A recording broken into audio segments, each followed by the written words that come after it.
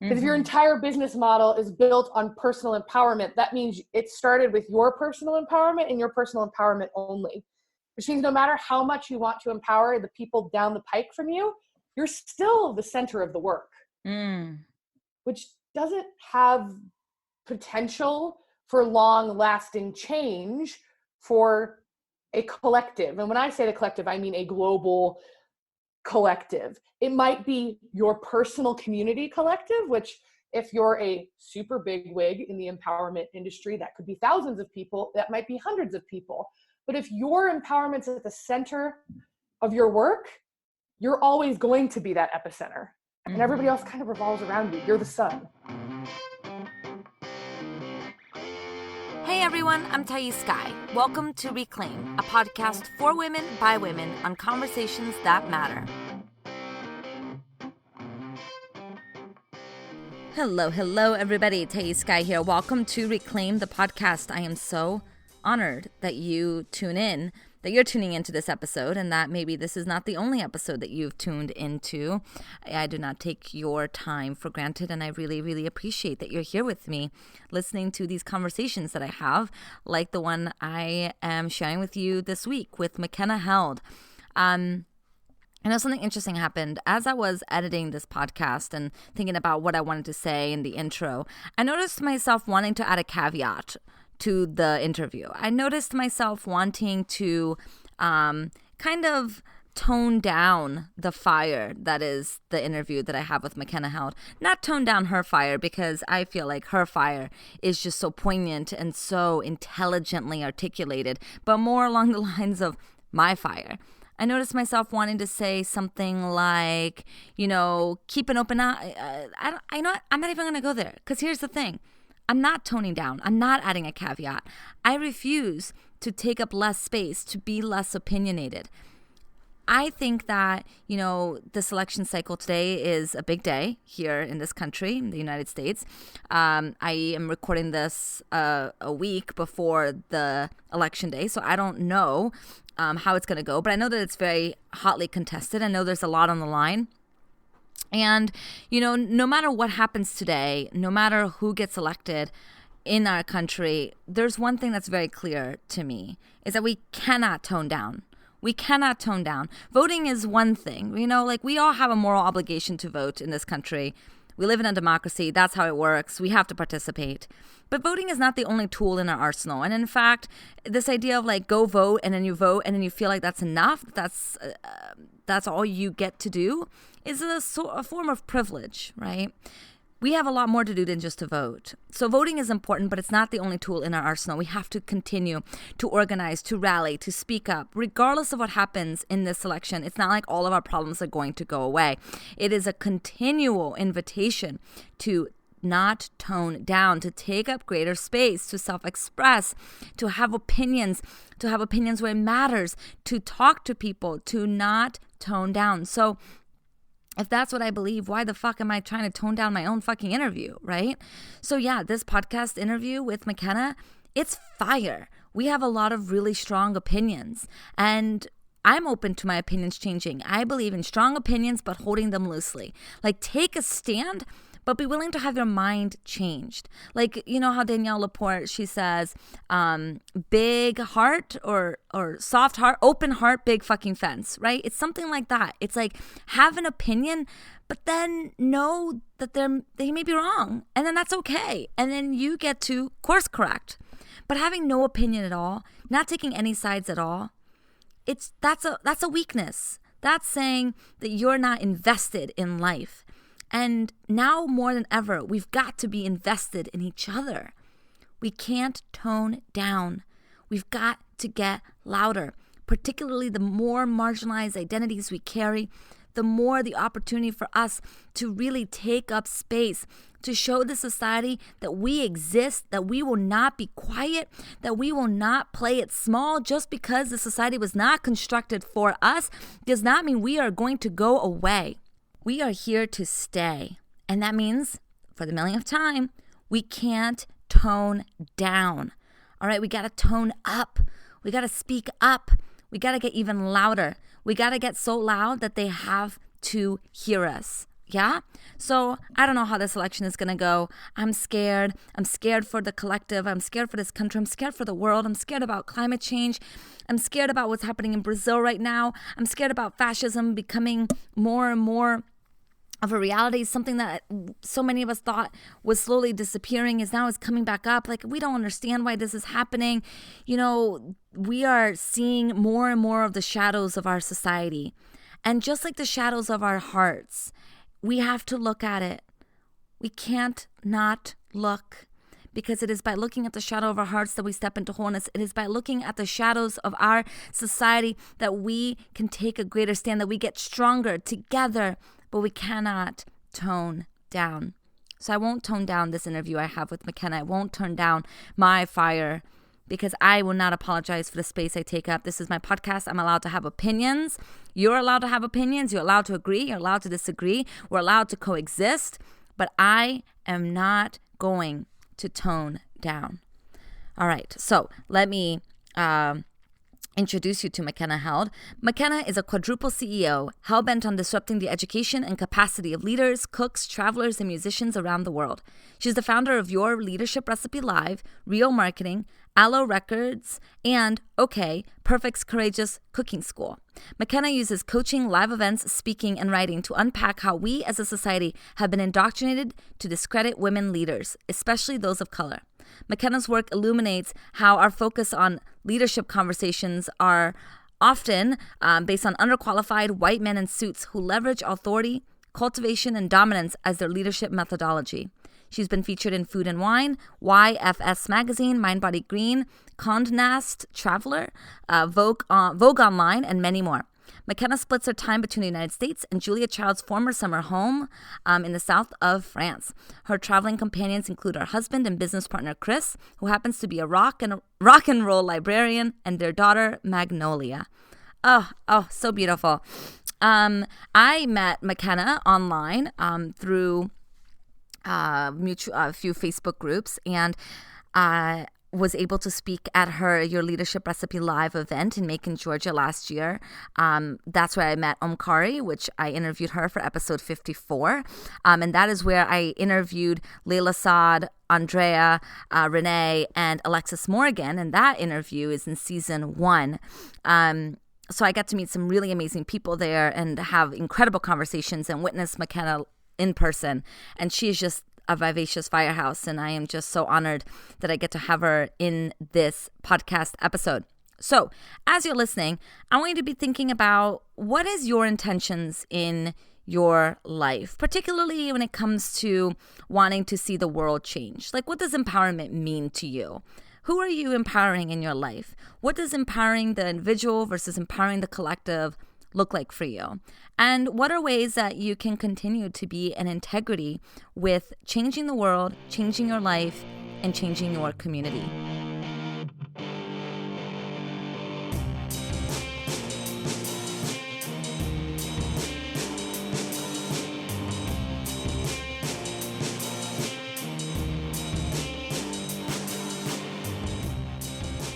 All right, Makenna, welcome to Reclaim the Podcast. Thank you so much for being here with me.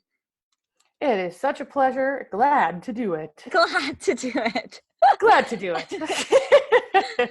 So there are many reasons why I'm having you on this podcast. First off, it's been a long time overdue. Your work is so brilliant in the world. I love your passion and your clarity. The way that you show up is just so fucking amazing. I got to see you in action at your event in Macon, Georgia this past year. And it was just such an honor being in that room with you and watching you really just claim space. It was amazing. You are amazing at what you do. And you commented on a post of mine. I want to read the comment. I want to read the post, and then I want to read the comment, and then I want to go right into it, because I feel like this conversation needs to be had, particularly right now. It feels very relevant to our cultural landscape. So I wrote, when the most well-known male life coaches and, quote, titans of industry, end quote, have yet to say anything about sexual assault and or what's happening in this country right now, I wonder who they really care about empowering. I wonder if they really ever had my back. I wonder what foundation this industry is really made out of. And you commented and made a really poignant remark. You said they never had our backs. It's evident from their tactics and marketing. They don't have the backs of most men either. They have the backs of their bank accounts and their personal empowerment. And then you wrote, also, let's be honest, collective empowerment isn't billionaire making. Yes, it's possibly profitable, but it's not self-centered empowerment, which is billionaire producing. I'm no socialist, but I do think we can't expect these people to change when the empowerment industrial complex is built on a notion of singular individuals' empowerment. Oh, so good. So good. There's so many ways that we can go there, but let's just start off broad brushstrokes here. Tell me what comes up for you when I share that. Wow, I forgot about the second half of that comment. Oh, so good. Yeah, that came up at a time, I mean, it's still really relevant to what I'm working on, but that came up directly in the middle of a training I was doing that was called Sovereign Sales. And it was all about building a culture of consent into our sales processes as therapists and life coaches, and primarily in service industries. So it was very much at the forefront of my brain. But what I was going through at that point was watching all of this go down and everyone be so surprised in general by the responses of the media, by the responses of people on random Facebook posts about how, like, oh, it's so surprising that the world is so rape culture centric and that all these things are happening. And I'm going, wait, surprising?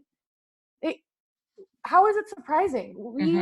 Even the empowerment complex is built on the notion of what the true definition of rape is, right? Which is to take away by force. And that is literally how most people are taught to sell. And that is how the quote unquote titans of the industry, as you say, teach people to sell, to essentially take by force and to coerce people to show them that it's what they really want, which to me basically sounds like the exact sort of same thing that people use to coerce people into sexual experiences they don't want.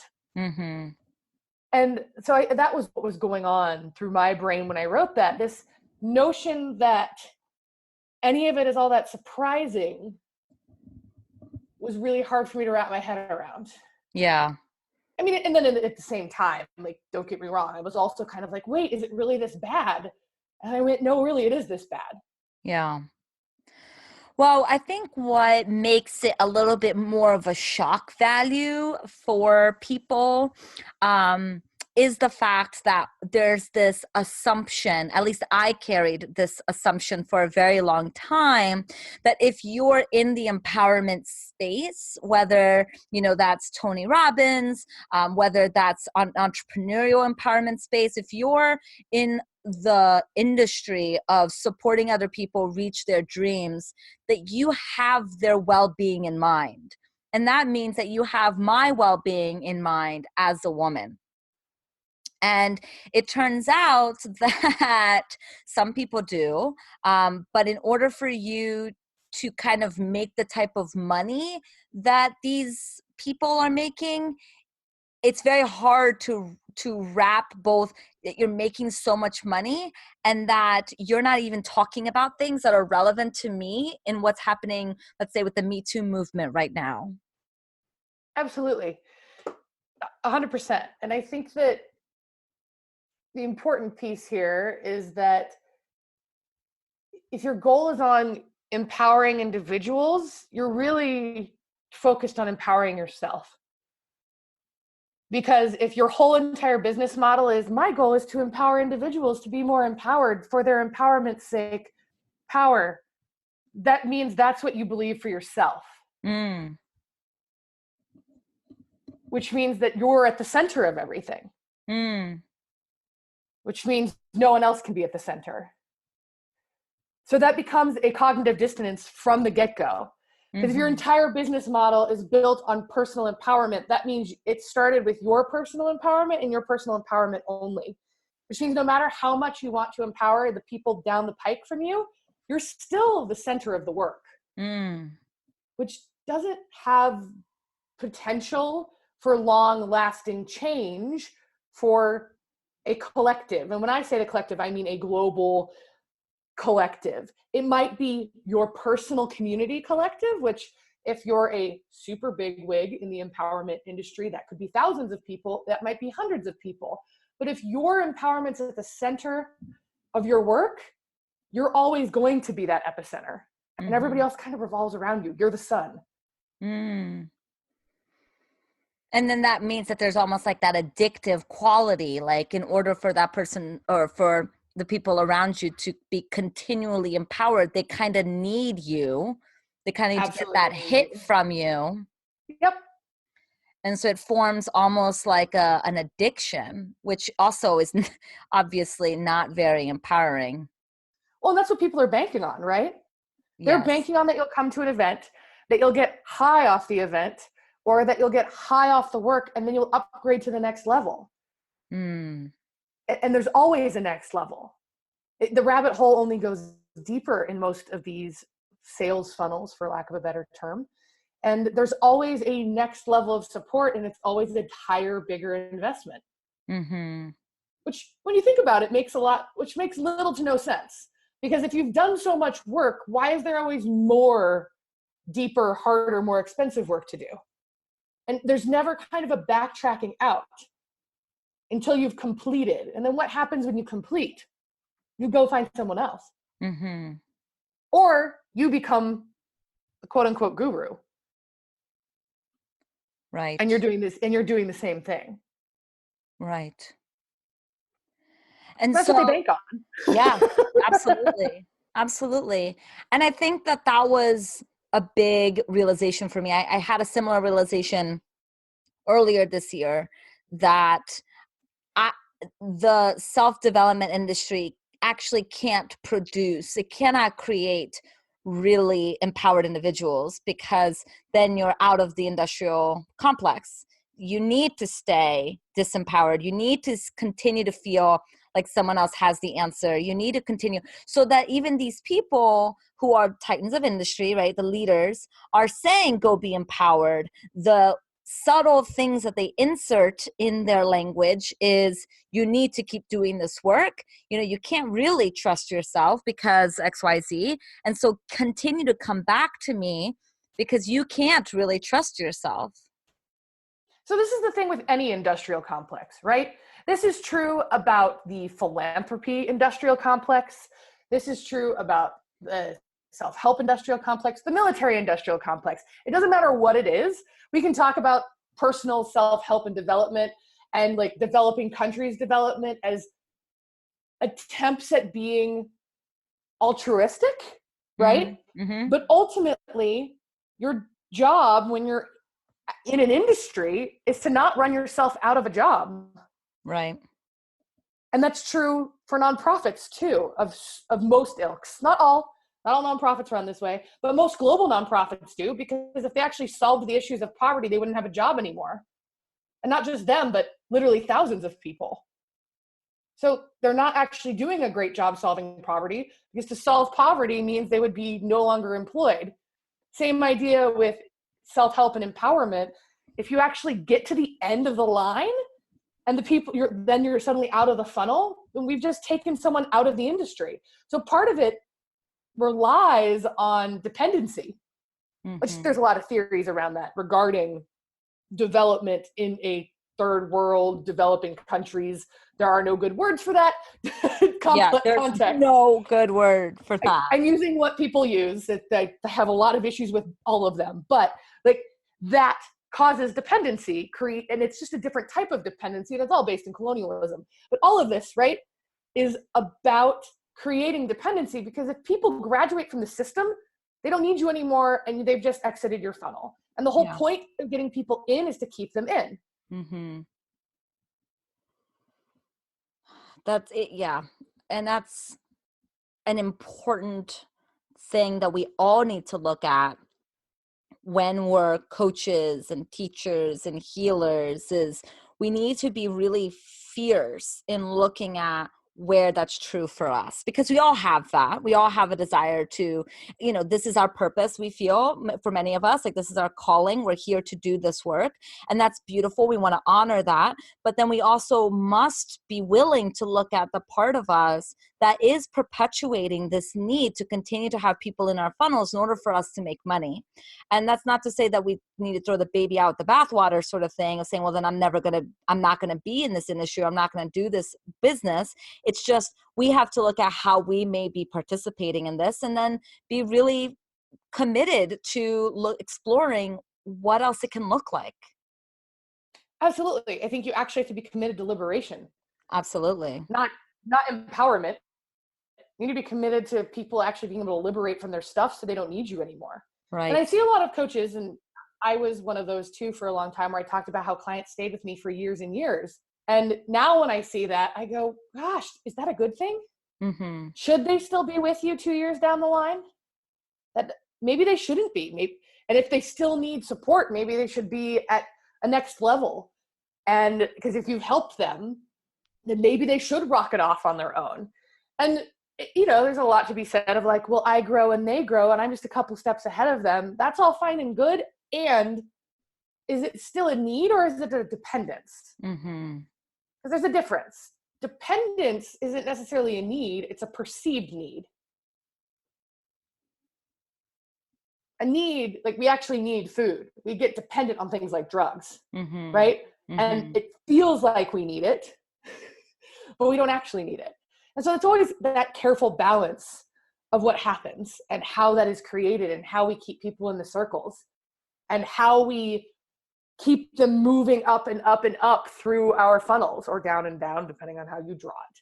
And I think that's a really important thing to constantly be holding. And that's true about therapists. That's true about coaches. That's true about almost anyone who's in a quote unquote self-help field, because it is a lot easier to keep someone in your circle and continuously paying you than finding a new client. Mm-hmm. The opportunity cost of finding that new client is way more expensive than keeping the client in the circle. Right. Yeah.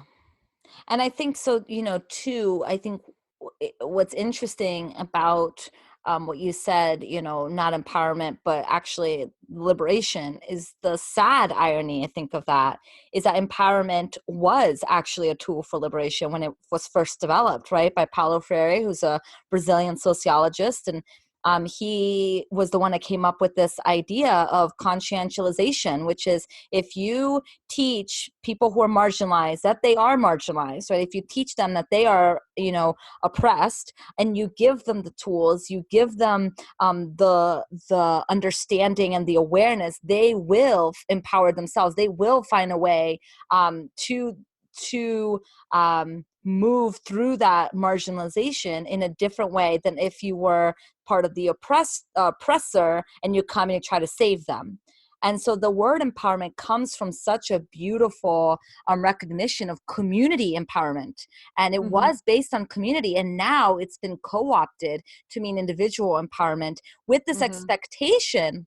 Right. The underlying premise, I talk about this so often, the underlying premise of the coaching industry is trickle-down economics. It's the basis is, if I empower you, an individual, well, your empowerment is going to inevitably trickle into your entire system, your family system, and then your community system, et cetera, et cetera. But there are so many sociologists and community psychologists who have done extensive research, and they found that that's actually not the case. An individual getting healthy does not equate to a system change. It cannot and will not happen that way. It must be systemic change. It must be, yes, we can empower the individual, but we have to be cognizant that it is systemic, addressing the systemic issues that will cause systemic change. Absolutely. We can't confuse 100%. The two. Yeah. Nope. No, and this is something that I struggle with a lot as a coach and as someone who works in leadership coaching and development, is I spend a lot of time working with individuals with the hope, I shouldn't say understanding, the hope that it will have a rippling effect. What I have found is that that's not enough. It's actually that you have to encourage people to look at the systems in which they play in. And it's not just enough to add more people that are different than you into a panel. It's not enough Yes. to Yeah. just change your language on your sales page. It's not enough to just do your personal work and really be open to all sorts of people different than you. Like, none of that is enough. It's each of those things and then building the structures that allows all three of those things plus about at least another 50 things to function to create something like an inclusive event, right? Mm-hmm. And people always ask me, like, well, how do you create more inclusive community? I'm like, well, if you don't have an answer to that, you probably haven't done the work. Exactly. Because the answer isn't a 3-step guide to being more inclusive. It is this vast, complete, overarching overhaul of how you show up and how you market and how you position. And it Yes. doesn't just start with making your copy more inclusive or your images more inclusive. It actually means you have to create a new system and a new structure to put people into Mm-hmm. and make sure that structure actually serves people, which is really complicated Mm-hmm. and really hard. And let me tell you, it was a lot easier to say, I will help you make 6 figures in 6 days than it is for me to tell you, hi, I'm going to teach you this framework I created that's this really inclusive framework that looks at your personal resonance, your energetics, how you engage, does analysis, and then we leverage it together. And I call it real marketing. Like, that is so much harder to sell than Mm-hmm. I will help you make 6 figures in 6 days. Mm-hmm. But one's a systemic change and one is just playing into the same structures of capitalism. Yes. And I think, we have to really get real with ourselves then. It's like, why did we go into this to begin with? Did we go into Right. this for the quick buck, Money. to make money because it's easy, et cetera, et cetera? Or are we really in this for the empowerment of the collective? Like, or if we're That really, is the valid question. And that is a question that everyone should ask themselves, because I can tell you that 9 times out of 10 is that people saw someone else who was making 250 to 500 to $1 million a year. And they thought, I want that. mm-hmm, I can do that too. mm-hmm, It's very rare. It happens, but it's very rare that people get into the empowerment industry actually to empower others. yeah. As depressing as that is, it's very rare. I mean, it's true for me. I got into this because I saw people making money out of it. I saw it being a way to fulfill a purpose. I saw this as being of value to myself. And it just so happens to be that I'm good at this. And it just so happens to be that this helps other people. But if I'm to be completely honest, I went into this because it looked like a relatively, not easy, because I knew it wasn't going to be easy, but good way to make good money. Absolutely. That's a question I ask all of my clients. Why are you here? Why did you start this? Why did you actually join this industry in the first place? Yeah. And that line of questioning will often reveal that maybe they didn't start for altruistic reasons, but often if they found me, they're looking for that sort of actual quote unquote altruism. They're looking to make a change in how they show up. Yeah. And guess what? You don't have to have come to it for perfect, lovely, esoteric reasons. You can have come to it being like, gosh, I really want to make money. That's fine. Just be honest about that. And also be honest if that's why you're still in it, because that's also okay. But don't pretend like you're trying to do something that's changing the world. It's changing the world of a few people. That doesn't change the world at large. Right. And then please, for the love of all things good in the world, remove that from your copy. Right. Don't say then that you're here to change the world. You're not really here to change the world. You're here to make money. Fine. Be in integrity with that.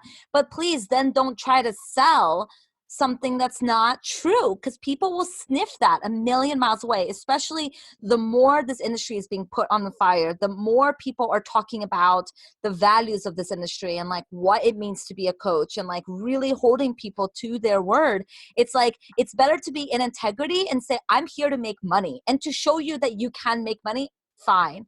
That's one thing. But to say like, I'm changing the world and it's just be clear. Be honest with yourself. Absolutely. And that's one of the taglines of one of the many titans of industry is make millions, change the world. And that's all fine and good, but making money has never changed the world by itself. Boom, period. Wait, stay there. That needs to sink in with people. Can you say that again? Making money has never changed the world in and of itself. Look at the richest men. Well, the richest people in the world also happen to be the richest men in the world. Look at Elon Musk. Look at Jeff Bezos. Look at, they all have these little nonprofit foundation things. But if you look at how much money they make and how, like, an equivalent to what that could do to the world, and then they're not doing that, it's very clear that money doesn't change the world, right? With the amount of money that Elon Musk and Jeff Bezos make, they could give water to Flint easily, like that. They could Absolutely. fuel the education system in this country like that. They could eradicate poverty in the world like that. And they don't. And that alone tells you that money is not the only thing that matters. No, it's not. And here's the thing. It's not making money. It's how it's utilized and leveraged that starts to change things. Yeah. But it's still not enough, right? Because again, money is not going to solve all problems. Money solves a lot of problems, but you know what? This is something that has been said to me, and I haven't always agreed with it, but ultimately I actually think it's true, is that if it's a problem that can be solved with money exclusively, it's not a real problem. It is a almost real problem, meaning you can't cure cancer with money, right? You might be able to get better at access to healthcare with money and have a better chance, but it's not actually 100% solvable with money. You might be able to solve poverty more or less with money, but that's not going to be good enough. You actually have to change the structures. Mm-hmm. So if the problem is X amount of dollars required to solve it, then it's not a real problem. But the problems at large in the world aren't only money-driven problems. Mm-hmm. They require not just putting money into it to solve it, they also require entire systems of change to follow, yes, so it doesn't happen again. Yes. And don't get me wrong, when you're poor, you feel like this money can solve it. It's not it is a real problem. I get that. And if it literally can be solved with X dollars, then it's a different type of problem than these huge systemic things. Well, and that's the whole thing about white saviorism, right? It's right. Like we feel so good about putting money into Africa because it's all about Africa and how poor everybody is in Africa and how we need to save them and we need to put money there. And yet that's still it's not creating systemic change. It's helping alleviate some of the suffering, which is so, in many ways it's helpful. But if it's not creating systemic change, then what does that mean? What does that look like? Like, what type of change are you really committed to making? Well, and that also begs the question, is it actually helping or is it causing new problems? Yeah. There's a lot of things about going in and throwing money at a thing where it's not a money problem, right?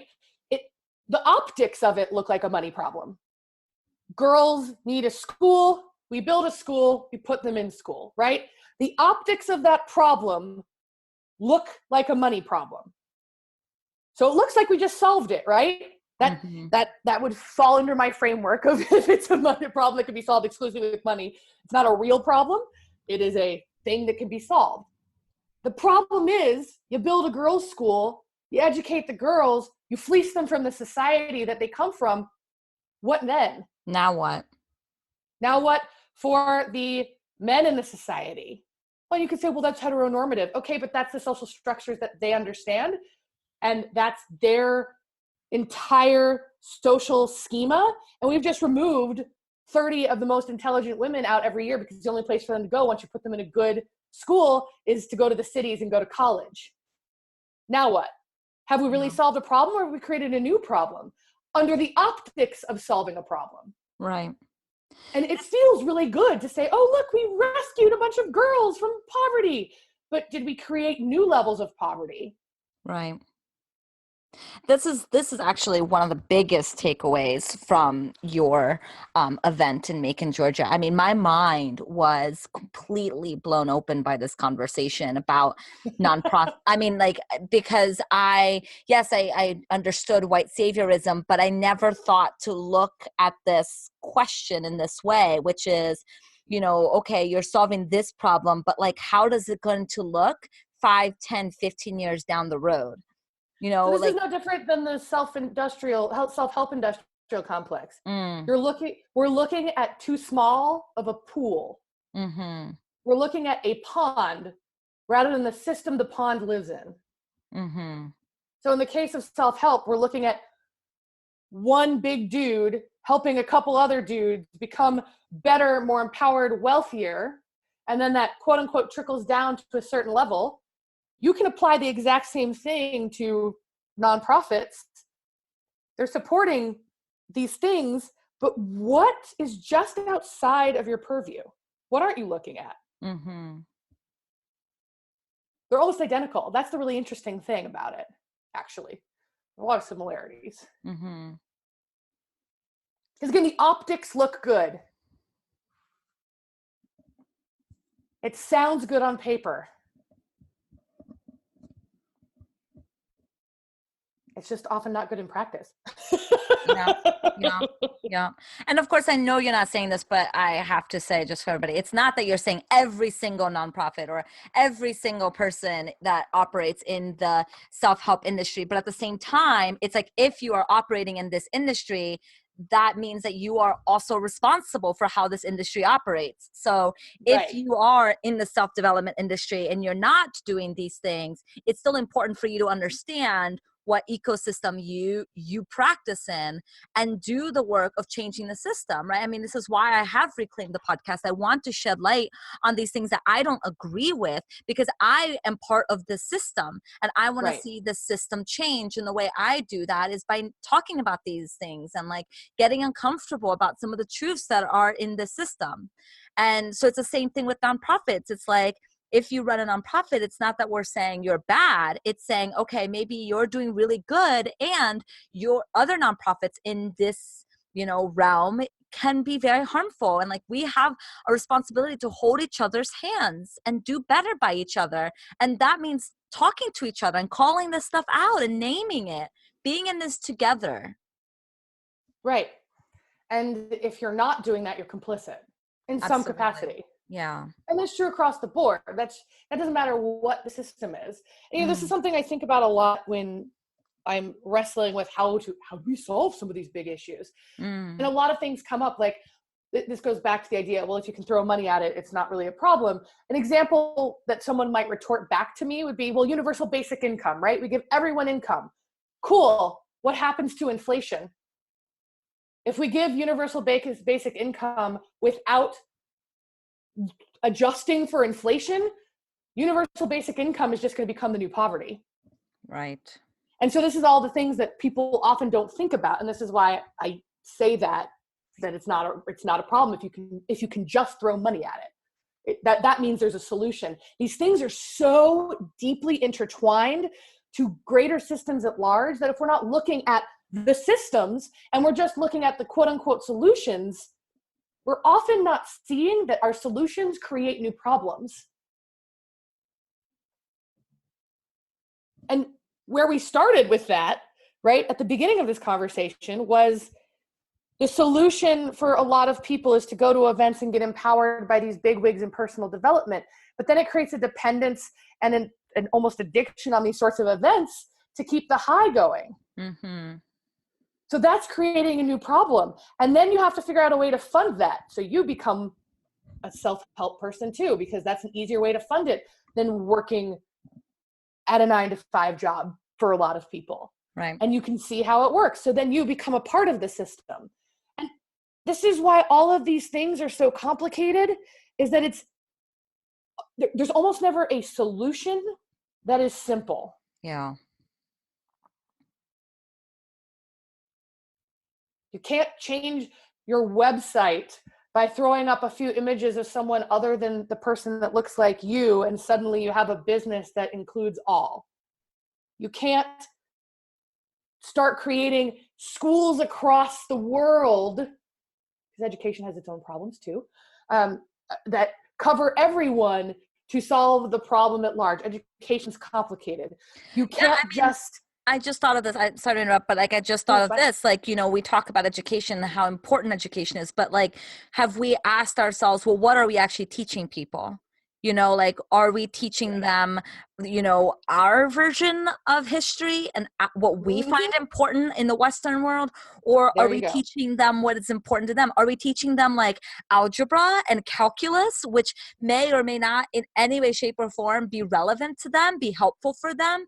Or are we teaching them things that will be helpful in their lives and is part of their community? Yes. This is something that like we take education for granted in many ways, in which by that I mean like we just assume like education is good for everybody, but we have to be asking ourselves, what are you teaching? What is the education?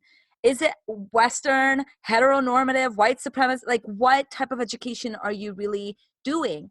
I have a client right now who's a teacher in Australia, and the curriculum tells her to teach her students a certain story, a certain narrative about Aboriginals and about colonization that she doesn't agree with. And again, it's like, okay, well, we say education is important, but if you're teaching your students lies about what your country did, is that ultimately better than no education on that? I mean, you know, and it's not a yes or no question. It's complex, and it's just something we have to be thinking about. Absolutely. No, and this is the thing that a lot of people don't like going down these rabbit holes because there's no answers. Yeah. There's no easy answers. There are complete overhauls of systems. There are complete flip upside downs of ways of being, but none of it is cute and packageable and marketable.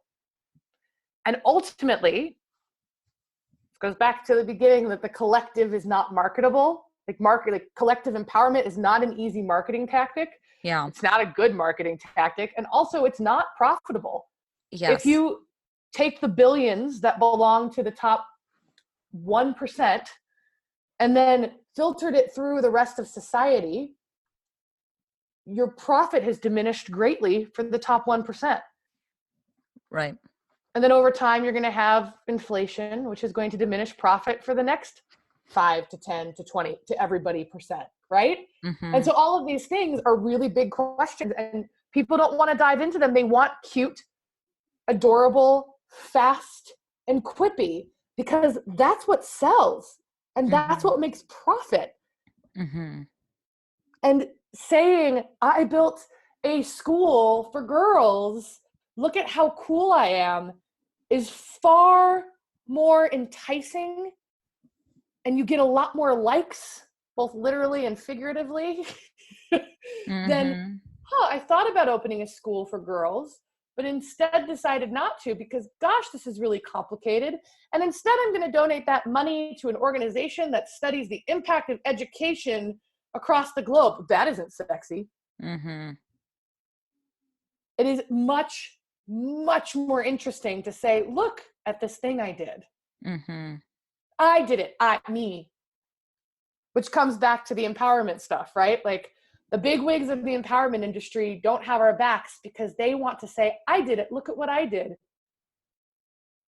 I helped all these people, me.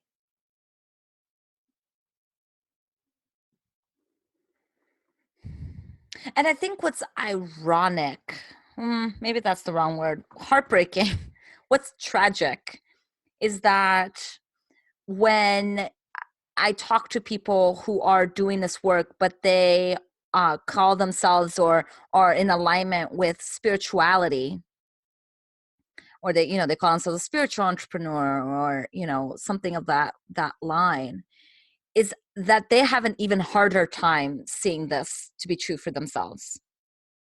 Of course. Because it's under the guise of, this is my purpose, God wants me to do this, or universe is leading me through this, like the universe is supporting all of us. So, you deserve everything that you want. And they use this rhetoric that is very much based out of their own very limited life experience and not based on life experience of the greater population. And the spiritual community has so much ego, has so much of this, and it's so hard for them to see. And I think that that is just so tragic because there's so much good in that community that they're missing out on tapping into because there's lack of true desire to see where they hold the same tendencies as everybody else. Well, absolutely. But that's because most religion and spirituality is based on singular empowerment. It's about empowering the individual. Christianity, there's an entire book about this called The Protestant Ethic and the Spirit of Capitalism. It's by Max Weber. He's a German philosopher. And the whole thing is that the reason why capitalism exists is because of Protestant God, because I have value because God loves me.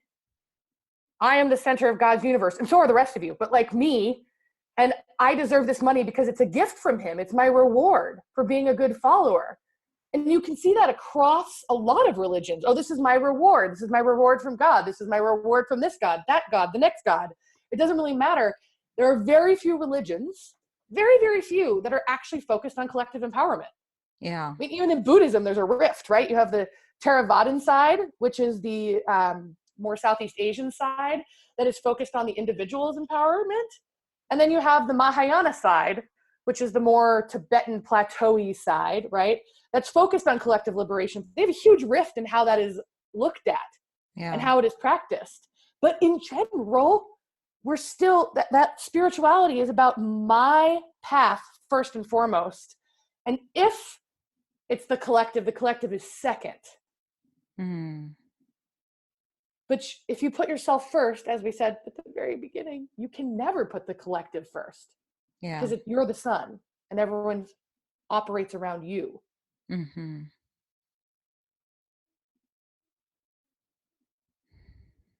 This, conversation is pretty much my life path.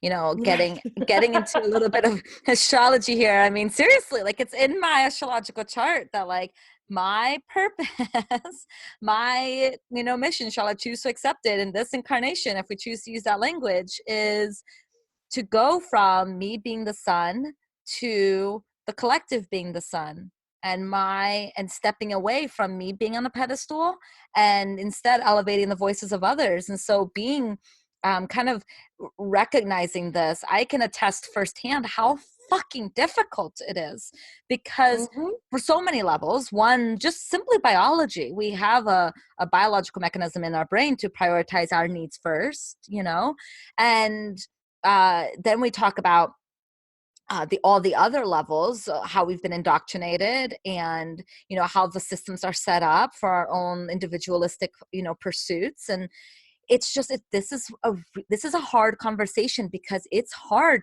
to move this big boat around and to really reclaim what it looks like to be truly in radical community with one another. Absolutely. It is challenging. Yeah. It is wildly challenging. And it is something that I think it's the reason why a lot of people shy away from it. Right.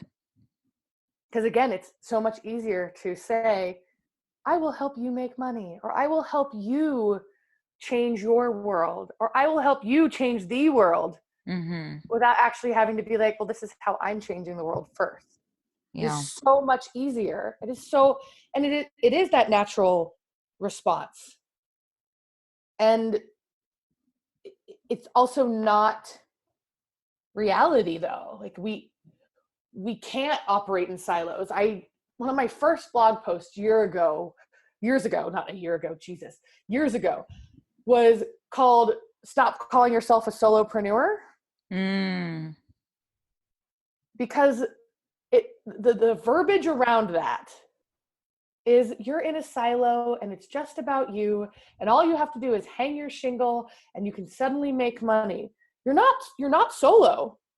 Every single person who hands you $1 is collaborating with you. Right. And to say that I'm a solopreneur completely centers yourself and ignores the fact that all of these people are making an energetic exchange with you of service for money. Yes. You're just basically writing them out of the story. But the thing is that the entrepreneurial narrative writes all of the people who support the entrepreneur out of the story and focuses on the entrepreneur. Right. And how they're the rock star. Yes. And that's the problem, right? Like, yep. The fact that we even have verbiage around the fact that you can be a solo business owner. Oh, go suck an egg. That's not even real. Or you self-made. Or self-made. Nope. Because everybody who flipping paid you encouraged you to, that every single obsessed fan you have helped make you. So saying you're self-made is bullshit. Yeah. You are made by the millions of customers who pay you for your product and all of the people who support you as being CEO. There is not, even if you created that money yourself, and I put that in quotes, air quotes, because they still had to give it to you. Right. But again, as long as we equate money as reward for like, I did good, I got paid, look at me. As long as we have that equation going on, and that we value our self-worth with money, and that we value the worth of others based on money, and even valuing money as energy itself, which is a whole nother conversation. It's a representation of that energetic exchange. Until we disconnect from all that, self-made, it's about me will reign supreme. Right. It makes me sick when I see someone using self-made, because what that means to me personally is you don't give a shit about me. You're using me. You're using me for your own good. And I know that that's what we've been talking about, but I think the word self-made kind of just, it's like a slap in the face. It feels Absolutely. even more overt of like, oh, okay. So you say that you're making this program because you want to benefit me, but let's be real, what your true desire is, and I want nothing to do with it. Absolutely. It makes me sick. It makes me sick. Well, it's because it doesn't give credit where credit's due. Yeah. How about the people who supported you the first time, the first person who gave you the first dollar, all of those people, you're just going to pretend like they didn't exist? Yeah. But again, it's a much better marketing scheme to say, look, they did it, rather than they, the singular they, right? Look at how they did it, pointing to the entrepreneur, rather than looking at how they did it, looking at the collective. Right. That's much more marketable. Mm-hmm. Well, she did it, so can I. Yes. Well, she didn't do it. Yep. She and every single person who believed in her product, her service, her energy, her potential, maybe her parents, or maybe she had terrible parents, but then she probably had an aunt or a friend or a teacher or a nothing happens. We may not live in villages anymore, but hell, we have digital villages essentially, mm-hmm. that support us in becoming who we are. Right. Well, and it's sexy to take all the credit, Of course it is. Gosh, wouldn't it be fun to just take all the personal credit all the time? I could get behind that. Yeah. I'm kidding. But but again, look at how we look at the richest people in the world. What did I just say at some point in this podcast? Look who's the richest. Elon Musk, Jeff Bezos. And so we kind of just have this assumption of, oh, they built this business. They made this money. But really, they didn't really build the business. They didn't really make the money. Their millions of employees are what made them the money. They paved the way. They aren't the way. Exactly. They threw down the concrete so that other people could get on board. They played really nicely with the law of traction, which is the exact opposite of the law of attraction. They created traction to pull things towards them and to pull money into their companies, but they didn't do it by themselves. Right.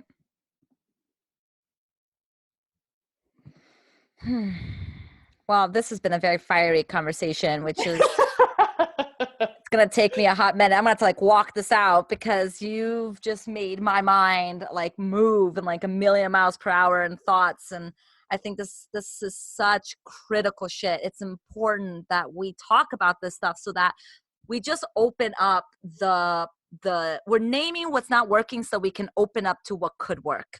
But in order for us to open up to what could work, we have to be clear on what's not working. And so I so appreciate you, the work that you're doing in the world, the fire that you carry in your belly, the fire that you carry in your belly, and the little one that you carry in your belly. And the fact that you're shedding light on this very, very important conversation. I really appreciate you, Makenna. Well, thank you for having me. It was a pleasure. I love getting people fired up about this stuff. It's good. It's really good shit. And I know that my listeners are really, my listeners, whoever, the people who are listening to this podcast, I know that they're going to take some really good shit from this. So thank you. Thank you. Thank you. Thank you. You're so welcome. Anytime.